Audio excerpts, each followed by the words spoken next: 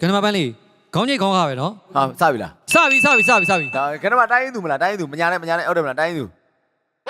မဟုတ်ဘူးအော်တိုင်းရင်သွေးနည်းနည်းလေးဆက်တယ်တိုင်းသူနေစတယ်ဟုတ်တယ်မလား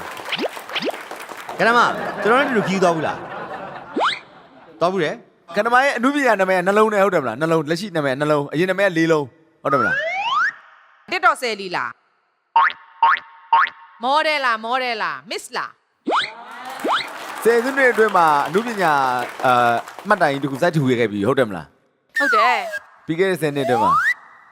ခုနပြောကြတော့မင်းသမီးလောက်တာဟုတ်တယ်မလားမင်းသမီးလောက်တာအကယ်ဒမီရပြီးသွားပြီဟုတ်တယ်မလားအမခိုင်လို့တဲ့ရုပ်ရှင်တွေအများကြီးတွဲရိုက်ဘူးတယ်ဟုတ်တယ်မလားမစုံသေးဘူးမနဲ့သူက10နှစ်တောင်ရှိနေဘာလို့ငါနဲ့မစုံတာငါနားတာမှ6နှစ်လောက်ပဲရှိသေးတယ်နင်ကလည်း၄နှစ်ကမစုံသေးလို့ပေါ့ပါဩဟလာပြောပါတယ်စက္ကန့်20ခရီးတူတူထွက်ဘူးလားလို့ဒီနဲ့လေ10စက္ကန့်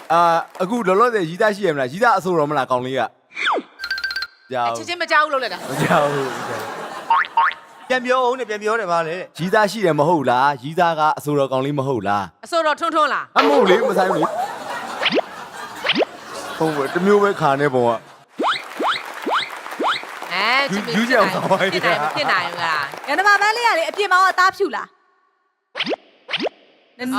နည်းလေးဖြူတယ်နည်းနည်းလေးဖြူတယ်ကနမက body ရမ်းလာတာပဲကနမကချင်းနဲ့ရမ်းဆော်လာလားကနမမန်းကအခုဟိုဟာဗာလဲအစားတောက်စားတဲ့ဟာတခုရိုက်နေတာဟုတ်တယ်မလားမသိဘူးငပိရမ်းကြိုက်တယ်ဟုတ်တယ်မလားရမ်းကြိုက်တယ်ဟုတ်တယ်မလားကဲ10မိနစ်ပြပါပြီအာThe Masked Singer